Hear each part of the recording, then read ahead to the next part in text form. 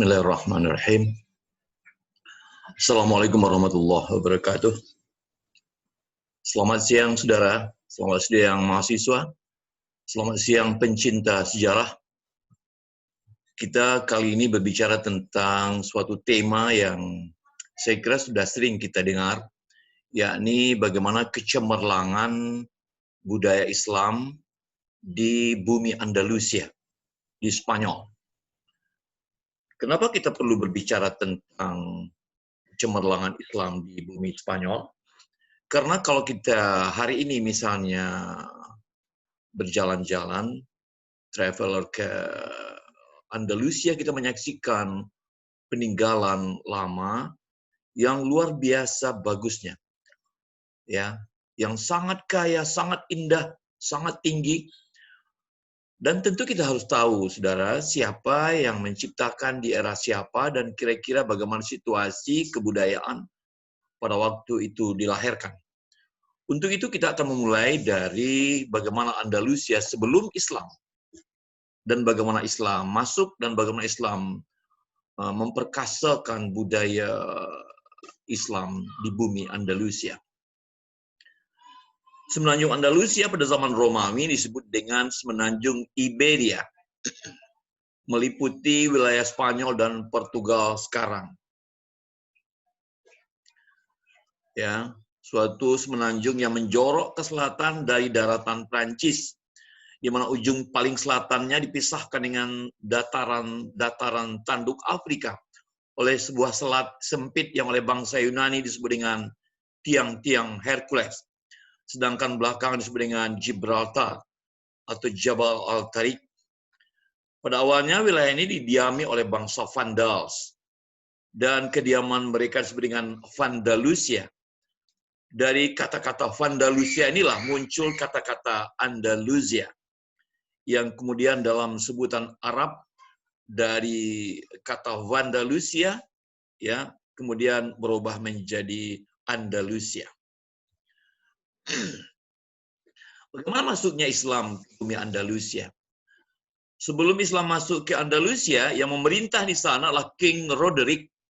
Dia memerintah tahun 709 sampai 711, ya, berkedudukan di Toledo. Lalu kemudian seorang gubernur kota benteng Ceuta yang terletak di ujung tanduk Afrika, di benua Afrika, bernama Count Julian, memiliki dendam dan ingin menghancurkan King Roderick. Untuk itu Count Julian mengirim utusan kepada Amir Musa bin Nusair, yang menjadi wali atau gubernur Afrika Utara dan Afrika Barat berkedudukan di Kairawan. Waktu itu dunia Islam diperintah oleh dinasti Umayyah dari Damaskus. Sedangkan wilayah Afrika Utara dan Afrika Barat merupakan salah satu provinsi barat dari wilayah Umayyah, ya, yang waktu itu gubernurnya adalah Musa bin Nusair. Lalu tawaran Count Julian kepada Amir Musa bin Nusair menarik.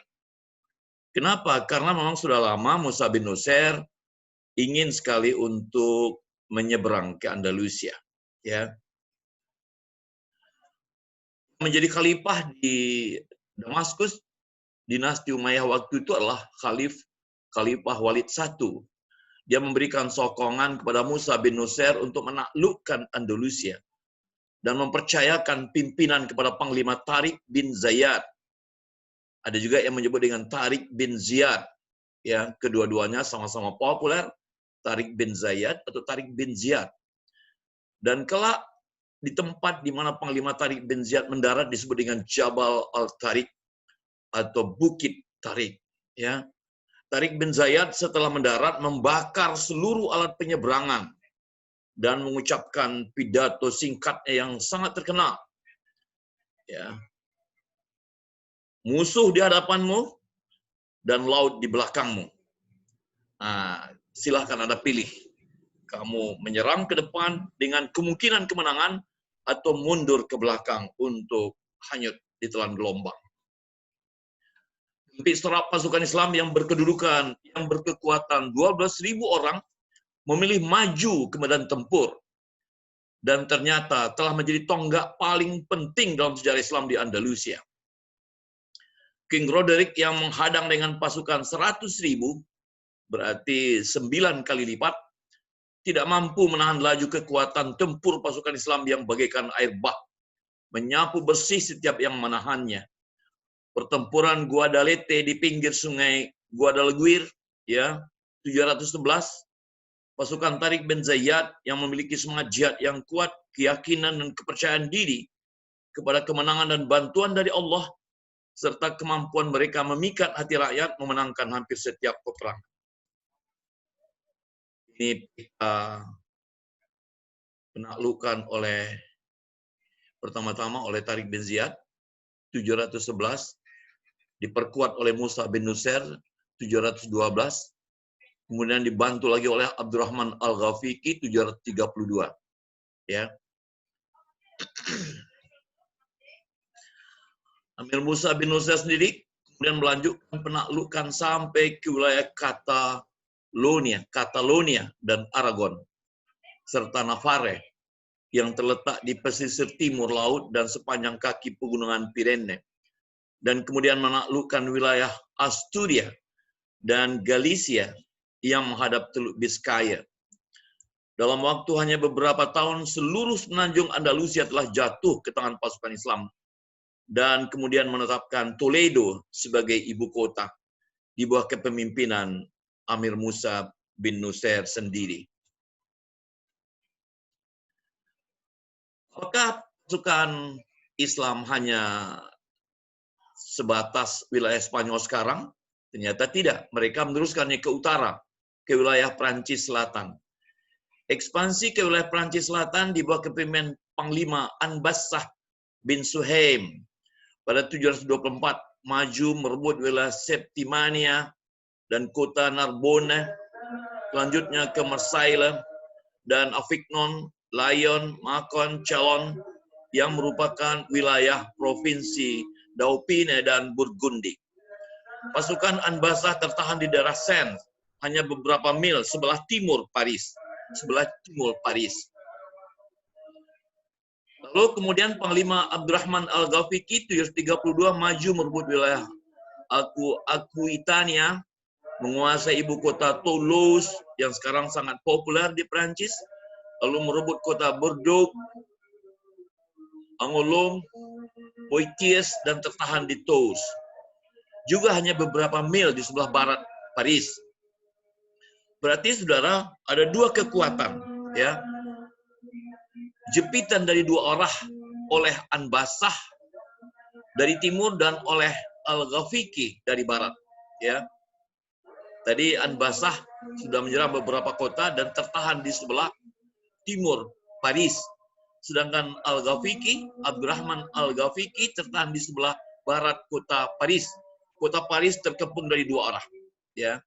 Membuat seluruh kekuatan menjadi panik tersentak sekaligus, memaksa mereka mengkonsolidasikan kekuatan.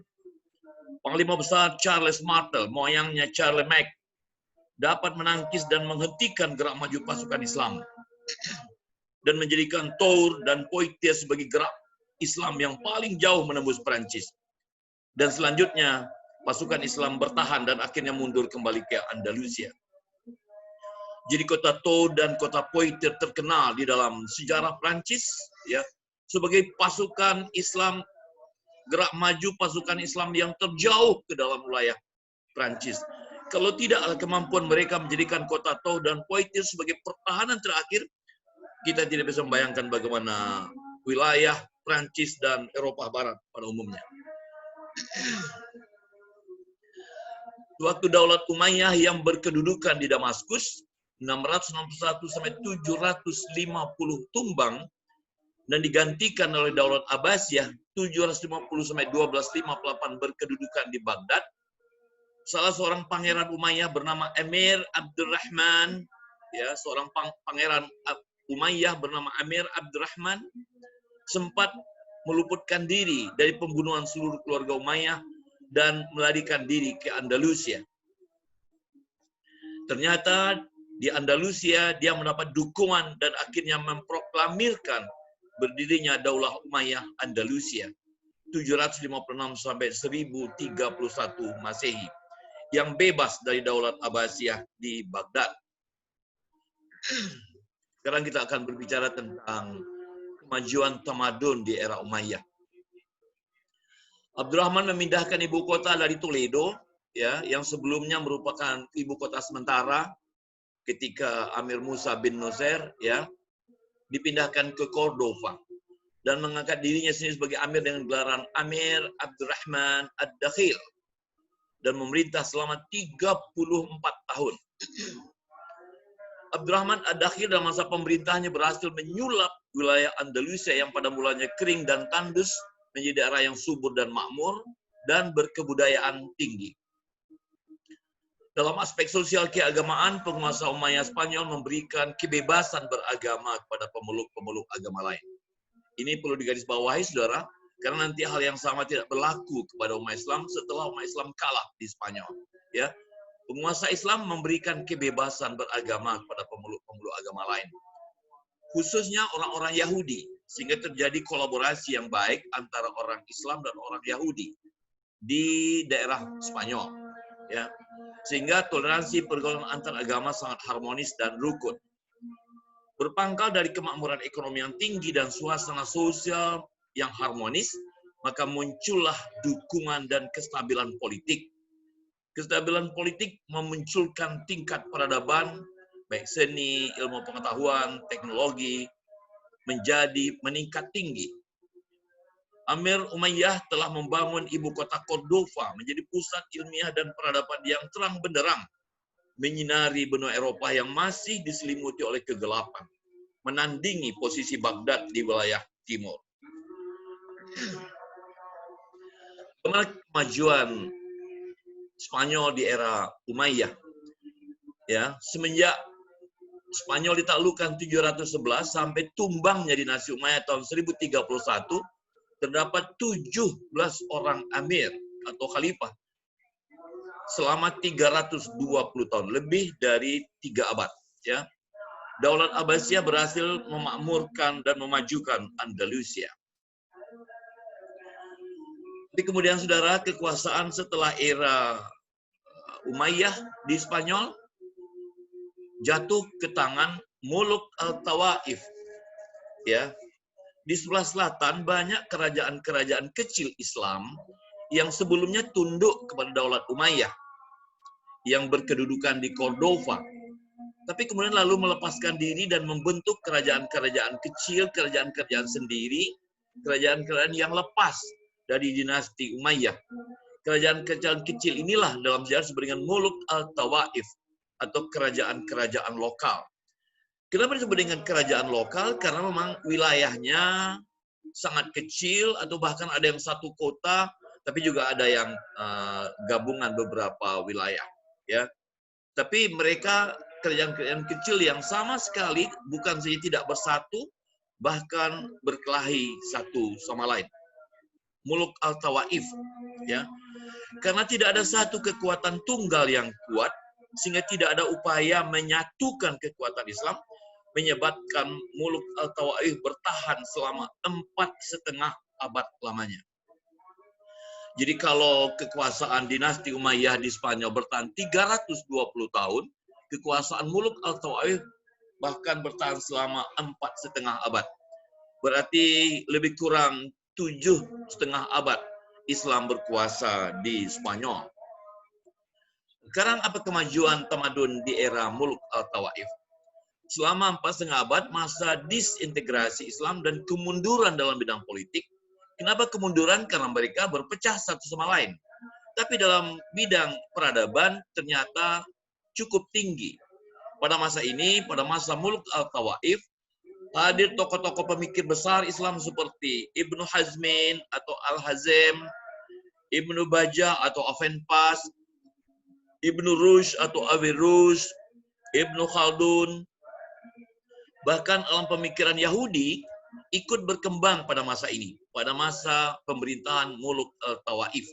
Ya, tokoh-tokoh seperti Moses bin Ezra, dia ini bukan orang Islam, Abraham bin Ezra juga bukan Islam, Hasdai Grekas nih orang-orang Yunani, dan Ishak Abranabel ya, dan bahkan orang-orang Yahudi tampil pada era ini sebagai bintang-bintang ilmu pengetahuan di samping tokoh-tokoh Ibnu Hazmin, Ibnu Bajjah, Ibnu Rushd, dan Ibnu Khaldun.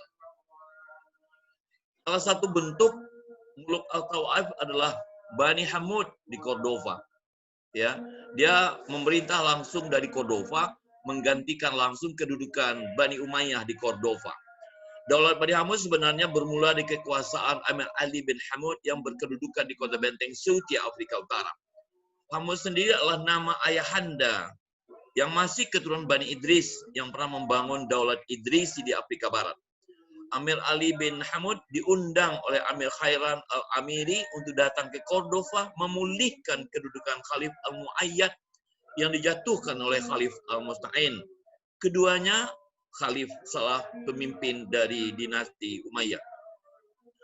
Saya secara terbuka harus menyebut saudara, salah satu faktor penyebab kehancuran dinasti-dinasti Islam dari dulu sampai barangkali sekarang adalah konflik internal. Salah satu faktor paling penting selalu adalah konflik internal. Seperti terjadi dengan Banu Hamud di Cordova, sebenarnya adalah hasil dari konflik sesama dinasti Umayyah. Ya, Amir Ali bin Hamud dan saudaranya Amir Qasim bin Hamud dibantu oleh pasukan Berber yang kuat melancarkan serangan ke Cordova dan mengalahkan Khalif al-Musta'in. Ini Khalif dinasti Umayyah terakhir. Inilah awal bermulanya Muluk Al-Tawaif di Andalusia bersama dengan periode akhir dari Umayyah. Mulai tahun 1017 sampai dengan 1025 terdapat 3 penguasa di Banu Hamud Cordova sebelum pindah ke Malaga. Lalu ada Banu Hamud di Malaga, ya, yang merupakan kelanjutan dari Banu Hamud di Cordova.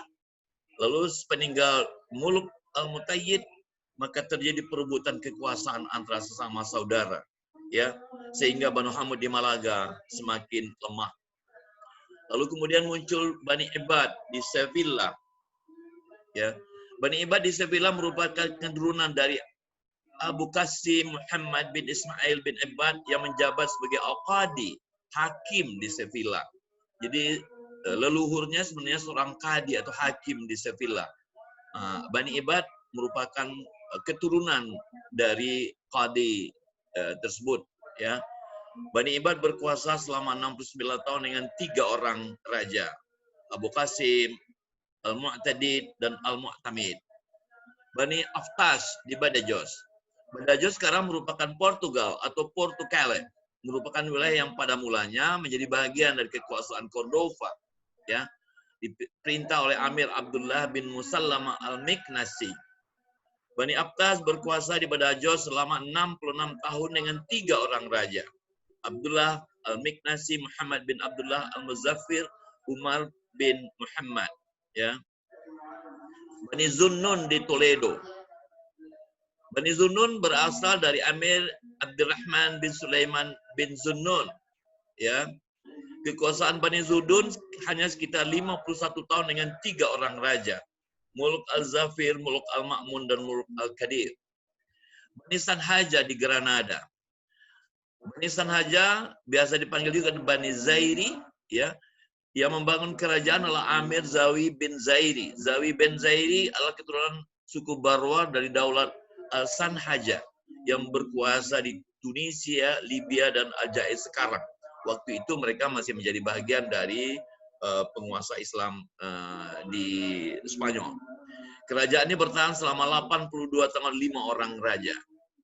Bani Hud, Saragossa, ya. Kerajaan ini bermula dari Abu Ayyub Sulaiman Muhammad bin Hud, ya, yang membebaskan diri dari pemerintahan pusat di Cordova dan menyingkirkan saingannya Amir Muzaffir bin Munzir al-Tajibi. Bani Hud berkuasa 100 tahun dengan 5 orang raja, Al-Musta'in, Al-Muqtadir, Al-Mu'tamin, Al-Musta'in II, dan Imadud Daulah. Lalu Al-Murabitun, ya. Daulat Al-Murabitun harus diberikan dengan Al-Murabitin, ya, Di barat terkenal dengan Almoravid. Orang-orang orientalis, penulis-penulis barat menulisnya dengan Almoravid. Ya, Daulat Almoravid itu dibangun pada tahun 1009, merupakan daulat yang ketiga dari Muslim Berber di Afrika Barat dan Utara. Nama pimpinannya adalah Amir Yusuf bin Tashfin. Ya, dia pertama kali ke Spanyol 1085 atas jemputan Muluk al-Mu'tamid. Ya. Lalu kemudian era Almorabiton. Selama pemerintahan Almorabiton di Andalus muncul banyak ahli fikih terkenal. Ibnu Sa'id al-Batliusi dari Badajoz, Ibnu Bajah dari Saragossa, Ibnu Tufail, saya kira semua banyak yang kenal dengan pemikir Ibnu Tufail ini dari Granada, Abul Qasim bin Ahmad dari Toledo, Abul Hakam bin Abdurrahman dari Toledo juga, Abu Ibrahim bin Yahya dari Cordova, Abu Salati bin Abdul Aziz dari Denia, Abu Mirwan bin Abdul Malik dari Denia, dan banyak ilmuwan terkenal lainnya. Amir Yusuf terkenal karena ditakuti oleh kawan dan juga lawan. Dia memerintah dalam sampai usianya 100 tahun. Ya. Ia memerintah selama 40 tahun lamanya. Dan Daulah Almorabiton merupakan puncak kebesarannya pada masa pemerintahan Emir Yusuf bin Tashfin. Lalu kemudian saudara, kekuasaan berpindah ke Daulat Al-Muwahhidun. Daulat Al-Muwahhidun sama juga seperti Almorabiton berasal dari Afrika Barat. Mungkin Maroko dan Mauritania sekarang, ya, Maroko dan Mauritania sekarang di barat Afrika. Pada awalnya Daulat Al-Muwahhidun berasal dari gerakan keagamaan yang menyebut dirinya dengan gerakan kaum tauhid. Dari kata-kata kaum tauhid ini lalu kemudian berpindah menjadi Al-Muwahhidun, ya. Di barat, ya, kaum orientalis menyebut Al-Muwahhidun dengan Al-Muhad, ya. Gerakan ini bermula tokoh Muhammad bin Tumar yang berasal dari daerah Mosamada di selatan Marrakesh, Maroko sekarang, ya. Ibnu Tumar seorang pencinta ilmu dan keagamaan. Untuk itu dia berangkat ke Kairo lalu ke Baghdad dan masuk perguruan Nizamiyah di bawah bimbingan Mahaguru Imam Al-Ghazali. Dari disinilah dia menjadi penganut Sufi yang sangat terkenal. Lalu dibangunnya perguruan Sufi di Afrika Barat. Lalu kemudian dia menjadi kelompok yang disebut dengan Al-Muwahhidun. Di ujung gerakan Al-Muwahhidun ini bergerak perlahan-lahan dari gerakan keilmuan menjadi gerakan politik. Ya, bergerak dari gerakan keilmuan menjadi gerakan politik. Nah, kemudian dia diundang untuk datang ke Spanyol, ya. Dalam waktu singkat dia berhasil melenyapkan sisa-sisa terakhir kekuasaan Almorabiton dan akhirnya berkuasa dengan dinasti Al-Muwahhidun. Bagaimana pula kemajuan tamadun di era Al-Muwahhidun? Pada masa pemerintahan Khalif Abdul Mukmin yang juga memberikan perhatian besar pada pengembangan ilmu pengetahuan, muncul tokoh-tokoh ilmuwan terkenal sebagai Ibnu Tufail. Saya kira banyak di antara kita yang mengenal nama Ibnu Tufail, yang menghasilkan karya filsafat terkenal Hayy bin Yaqzan, karangan Ibnu Tufail. Ini adalah tokoh bintang terang tamadun di era Al-Muwahhidun. Demikian juga Ibnu Rushd, ya. Ibnu Rushd, Averroes, seorang ahli filsafat, seorang ahli fikih, dan seorang ahli kedokteran, tiga sekaligus, ya. Dia menjadi bintang di tiga spesialisasi ilmu, ahli fikih, ahli filsafat, dan ahli kedokteran, ya. Dia juga membangun masjid yang sangat besar di setiap wilayah.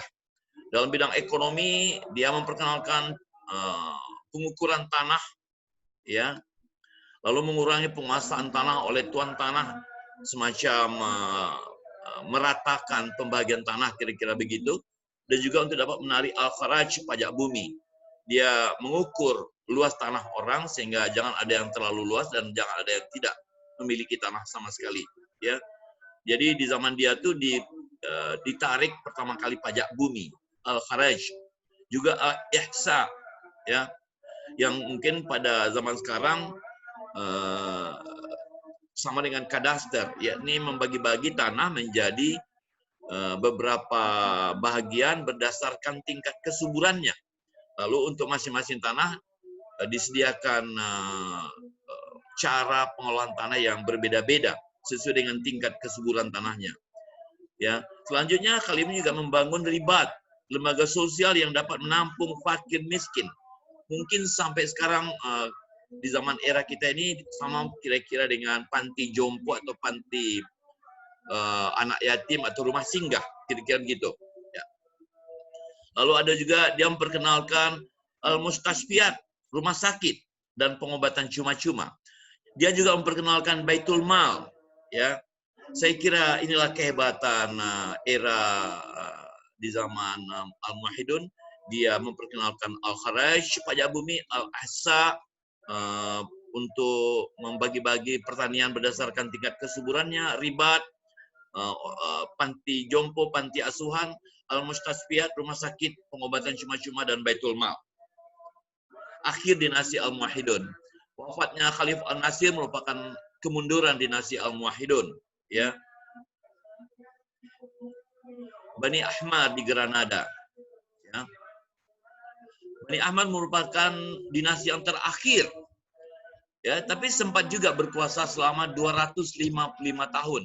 Sejak dari tahun 1237 sampai 1492. Ya. Salah satu kehebatan Bani Ahmad adalah membangun istana Alhambra yang sampai sekarang kalau kita datang ke Spanyol dapat kita saksikan keindahan istana Alhambra. Lenyapnya Islam di Andalusia. Gabungan pasukan Ferdinand II dan Isabella secara cepat dapat menaklukkan satu demi satu benteng dan wilayah terakhir Islam. Sehingga 1492 Granada juga dapat ditaklukkan oleh pihak Kristen. Setelah kemenangan yang sangat menentukan itu, maka Ferdinand II dan Isabella hanya memberikan salah satu di antara dua pilihan yang sama-sama sulit. Yang pertama, masuk Kristen atau murtad dari Islam, atau pergi meninggalkan Spanyol. Itu disebut dengan inquisisi. Inquisition. Ya. Dia hanya memilih satu di antara dua. Masuk Kristen atau meninggalkan Spanyol atau mati. Ya. Umat Islam yang datang dengan tempik sorak kemenangan ketika masuk bersama Tariq bin Ziyad pada tahun 711 pergi meninggalkan Andalusia dengan tangis dan air mata pada tahun 1493. Lebih kurang 700 tahun. Ya.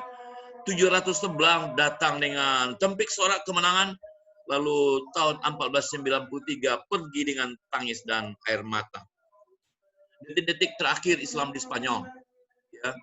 Seluruh hasil peradaban karya-karya besar seperti buku-buku, manuskrip perpustakaan besar dibakar dan dibumi hanguskan.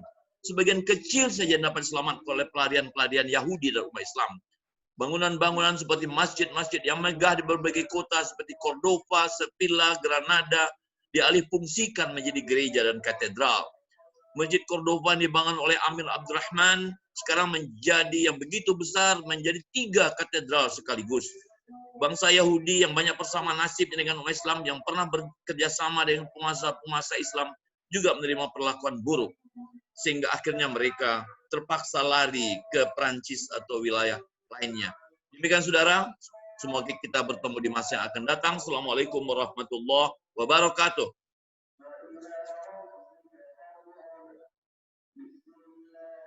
Pas waktu.